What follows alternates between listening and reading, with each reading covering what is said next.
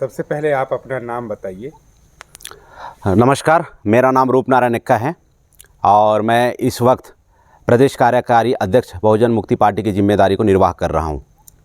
तो ये जो आप लोग मीटिंग करते रहते हैं, आज कौन से मुद्दे पर आप लोग चर्चा किए और यानी आप लोगों का ये मुद्दा किस चीज़ पर अभी टिका हुआ है? जी, मैं आपके सभी दर्शकों को बताना चाहूँगा, हम लोग आज जो किसान मोर्चा के द्वारा जो पूरे देश भर में बहुत बड़ा आंदोलन चल रहा है, तो साथियों हम लोग उस किसान आंदोलन को समर्थन देने के लिए यहाँ पे मीटिंग बैठे हुए थे। और ये जो किसान आंदोलन है, ये किसान लोगों का जो आज भारत बंद है और आंदोलन है, आंदोलन को समर्थन कर रहे हैं। और उनका आज जो 16 फरवरी है, जो भारत बंद है, उन्होंने जो घोषणा किया था, उस घोषणा को, उस भारत बंद को मैं पूरे समर्थन, पूरे संगठन शक्ति के साथ में कर रहा हूँ मैं। तो कौन कौन से मुद्दे हो सकते हैं किसानों के जो इस बार वो मांगना चाहते हैं? वो जो मुद्दा है वो MSP का है, मिनिमम सपोर्ट प्राइस। तो साथियों, जैसे मैं आप लोगों को मिनिमम सपोर्ट प्राइस बोल रहा हूँ तो आप लोगों को बहुत सारी बातें क्लियर नहीं हो रही होगी। मैं इसको थोड़ा सा डिटेल में बताना पसंद करूँगा। मैं ये जो फसल किसानों के द्वारा उत्पादन किया जाता है, उसका पैदा किया जाता है, आप सुन के हैरान हो जाओगे। जो भारत को largest economy of the world और largest democracy of the world बोला जाता है ना। तो इसमें आप देखेंगे कि दुनिया के अंदर में जितनी भी जो कारोबार होती है, तमाम कारोबारी हैं वो अपने उत्पादन का दाम रखने के लिए स्वतंत्र हैं। ये जो आज भारत देश में जो शासन है, जो दोहरी नीति चला रही है, किसानों के लिए अलग कानून बना के रखी है और उद्योगपतियों के लिए अलग कानून बना रही है, इसका डिफ्रेंशिएशन मैं आपको बता रहा हूँ मैं। तो किसान अनाज पैदा करता है, अपनी सब्जियां पैदा करता है, फल पैदा करता है, लेकिन वो किसान उस दाम को, उस अनाज का, उस फसल का दाम नहीं रख सकता। कितनी बड़ी विडंबना की बात है। ऐसा भारत सरकार किसानों के साथ में किया हुआ है। तो मैं पूरे किसानों के पक्ष में हूं कि किसान को उनकी मेहनताना, उनका जो फसल का जो बेनिफिट है वो हर हाल में मिलना चाहिए। और मैं तमाम भारत देश के जो किसान हैं, जो किसान आंदोलन में शामिल हैं, और पूरे भारत देश के जो किसान हैं, मैं उनके सम्मान में, मैं उनके समर्थन में हूँ, उनके भारत बंद में हूँ। और उन्होंने जो मांग किया है, MSP की जो गारंटी कानून मांगा है, ये उसके हकदार हैं। अगर MSP की गारंटी कानून अगर सरकार उद्योगपतियों को लगा रही है, देती है, तो मैं पूरे दावे के साथ में और पुरजोर समर्थन करते हुए सरकार से इस बात का मैं कहना चाहता हूँ, इस बात को कहना चाहता हूँ कि किसानों को भी आप मिनिमम सपोर्ट प्राइस का कानून बना के दीजिए। क्योंकि ये लोकतंत्र है, लोकतंत्र में हर कोई सम्मान के साथ में जीने का अधिकार है। आप उद्योगपतियों के लिए अलग कानून बनाते हो और किसानों के लिए अलग कानून बनाते हो। ये जो तेरी मनमानी है केंद्र सरकार, ये नहीं चलेगी, नहीं चलेगी। तो केंद्र सरकार किसानों को रोकने के लिए दिल्ली की सड़कों पर कीले गाड़ रही हैं, इस संबंध में आप क्या कहना चाहेंगे? ये बहुत बड़ा नाइंसाफ़ी है हमारे किसान भाइयों के साथ में, क्योंकि वो बहुत शांति तरीके से अपनी मांगों को प्रदर्शन करने के लिए दिल्ली में घुस रहे हैं। लेकिन जो अभी वर्तमान सरकार है, भारतीय जनता पार्टी की सरकार है और प्रधानमंत्री नरेंद्र मोदी है, ये किसान विरोधी सरकार है, ये मूल निवासी विरोधी सरकार है, जो इन किसानों को दमन करने के लिए रास्ते में बैरिकेड लगा रही है, जगह जगह पे कीला गाड़ा जा रहा है, टैंकर लगाया जा रहा है। ये लोकतंत्र का अपमान है, डेमोक्रेसी का अपमान है जो भारतीय जनता पार्टी कर रही है। और जो RSS की जो पार्टी है वो कर रही है, RSS की संगठन कर रही है। तो इसका पूरे भारत के लोगों को पुरजोर तरीके से विरोध करना चाहिए। बहुत बार हमारे लोगों को क्या लगता है कि नहीं, ये तो किसानों का समस्या है। ये किसानों का समस्या नहीं साथियों, ये हमारे पूरे लोगों का समस्या है। आज किसानों के विरोध में ऐसा काम कर रहा है, कल आपके नौकरी के विरोध में काम करेगा, कल परसों आपके बच्चों के विरोध में काम करेगा, तरसों आपके पैसे के विरोध में काम करेगा, उसके बाद में फिर आपकी ज़मीन के विरोध में काम करेगा। ऐसा निरंतर षड्यंत्र आप लोगों के साथ में हो रहा है। तो ये वक्त है हमारे तमाम साथियों को एक दूसरे को साथ सहयोग देने का। जी धन्यवाद। सर, आप क्या करते हैं अभी, वर्तमान में क्या करते हैं? मैं वर्तमान में अभी राष्ट्रीय आदिवासी एकता परिषद छत्तीसगढ़ का प्रदेश अध्यक्ष की जिम्मेदारी पर हूं और उसी पे अपना संगठन को मजबूत करने का काम कर रहा हूं। ये जो किसानों के ऊपर में आंसू गैस के गोले छोड़े जा रहे हैं, जी। इस विषय पे आप क्या कहना चाहेंगे? देखिए, किसानों के ऊपर में आंसू गैस छोड़ना ये शासन की बड़ी बेवकूफ़ाना हरकत है और शासन का बहुत कायरता है। किसान अपना हक और आंदोलन के लिए लड़ रहा है, जो उसका अधिकार बनता है, और उस अधिकार को, हक को लड़ने के लिए जो वो लोग दिल्ली की जो और कूच कर रहे हैं, तो उसको दबाने के लिए आंसू गैस छोड़ना ये सरकार की बहुत कायराना नीयत को दिखाता है। और सरकार जो है किसान जितने भी हमारे भारत देश के हैं सबके ऊपर में ही ये एक तानाशाही रवैया अपना के रखा है। तो चूंकि ये दिल्ली के अंदर में ये किसानों का प्रोटेस्ट चल रहा है, आप छत्तीसगढ़ से हैं, जी जी। तो आपका ये जो संगठन है वो किस स्तर तक उनका समर्थन करने के लिए अभी वर्तमान में तैयार है? हमारा राष्ट्रीय आदिवासी एकता परिषद पूरे 100% उनके समर्थन में है किसानों का, क्योंकि हमारा छत्तीसगढ़ में भी हम सब किसान लोग ही हैं, किसानी करते हैं। और किसान का जो कानून अगर पास होता है एमएसपी का, तो हम सबके लिए लाभ होगा और उससे हमारे आर्थिक स्थिति सुधार होगी हम किसानों की। और आर्थिक स्थिति हमारा सुधार होता है तो हमारा जीवन शैली बदलेगा। इसलिए हम लोग 100% किसानों के साथ में है और हमका पूरा पूरा समर्थन करते हैं हम राष्ट्रीय आदिवासी एकता परिषद की ओर से। और सरकार की इस गलत नीतियों का हम पूरा पुरजोर तरीके से हम विरोध करते हैं और हम किसानों के साथ में बढ़ चढ़ करके हम साथ दे रहे हैं। धन्यवाद सर। सर आपका क्या नाम हुआ? सर मैं हर्ष कुजूर हूँ। सर्वप्रथम आपके चैनल के समस्त श्रोताओं को मेरी ओर से जय मूलवाद से मैं बोलता हूँ। मैं बहुजन मुक्ति पार्टी युवा प्रकोष्ठ का प्रदेश अध्यक्ष हूँ सर। तो आज जो किसान आंदोलन चल रहा है देश भर में, इसका क्या प्रभाव हो सकता है? क्या एमएसपी का गारंटी कानून जो उनकी मांगे हैं, लगभग 7-8 मांगे हैं उनकी, 12 मांगे हैं ऐसा बताया जा रहा है, तो 12 मांगे हैं, उन सभी जो मांगे हैं उन सभी को आप कौन कौन से मांगों को उनका समर्थन करते हैं? क्या सभी को करते हैं या 1-2 मुद्दे को करते हैं?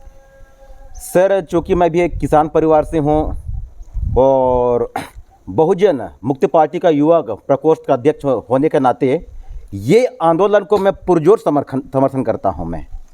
और चूँकि भारत एक कृषि प्रधान देश है, हम जानते हैं कि लोगों की आवश्यकताओं के लिए रोटी, कपड़ा और मकान की ज़रूरत पड़ती है और ये जो संबंध है हमारी रोटी से संबंधित है।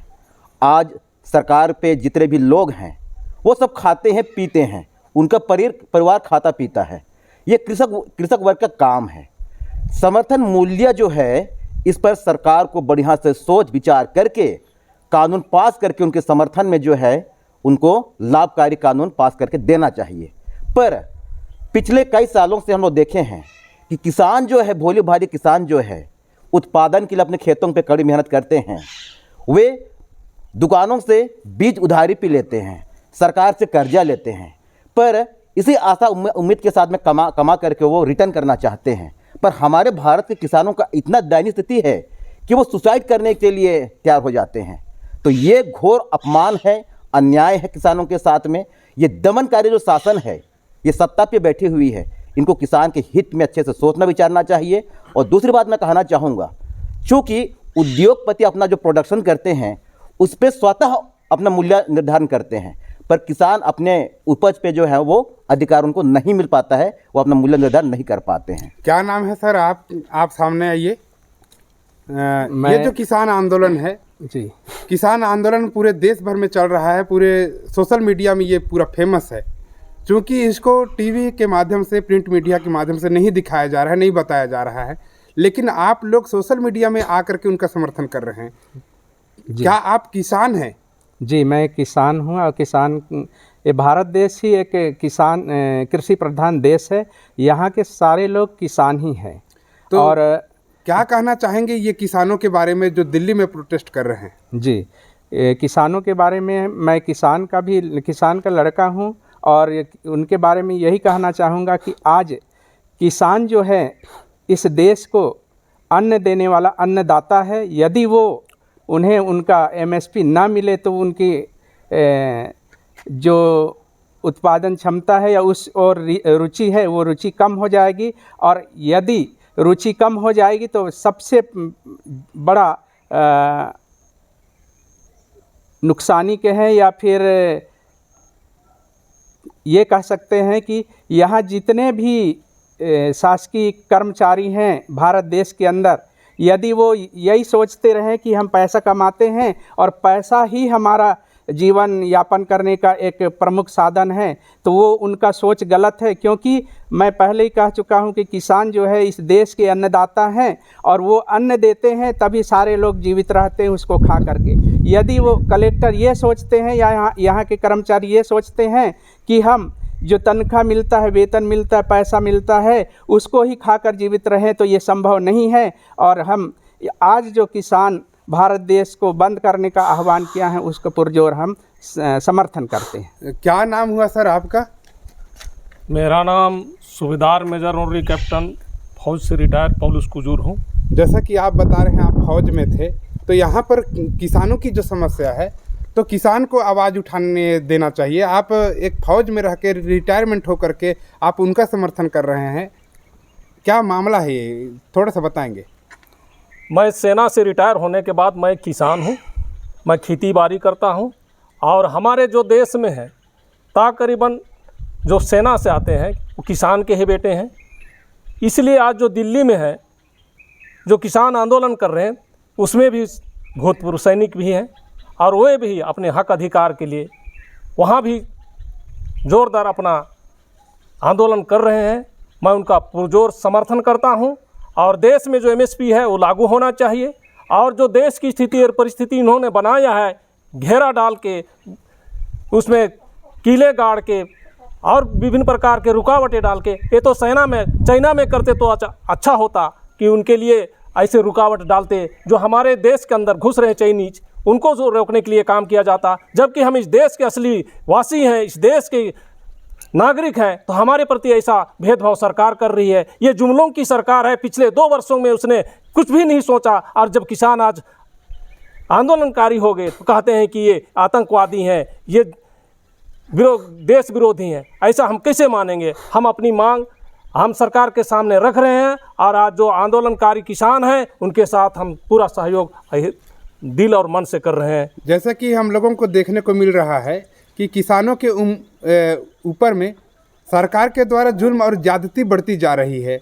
उनके ऊपर में आंसू गैस छोड़े जा रहे हैं, उनके टायरों को पंचर करने के लिए कीलें गाड़ी जा रही हैं और उनको तीतर बितर करने के लिए उन पर लाठी बरसाए जा रहे हैं। इस विषय पर आप क्या कहना चाहेंगे? देखिए, इस देश में कानून है, संविधान है और सबको अपनी बात रखने का अधिकार होता है। लेकिन ये सरकार जो है हमको ये विदेशी नागरिक समझ रखा है और हमारे ऊपर अत्याचार कर रहा है। जो सेना में रहते हैं, हम जानते हैं सेना में के अंदर कब कहाँ आंसू गैस छोड़ा जाता है, कब रबड़ के बुलेट इस्तेमाल किया जाता है, हम जानते हैं। लेकिन ये सरकार जो लोगों से अन्याय कर रही है, जो दुश्मन की तरह बर्ताव कर रही है, ये हमें मंजूर नहीं है। तो आप लोग सरकार के बिना परमिशन के वहाँ पर प्रोटेस्ट करने जाएंगे, सरकार बर्बरता नहीं अपनाएगी तो क्या करेगी?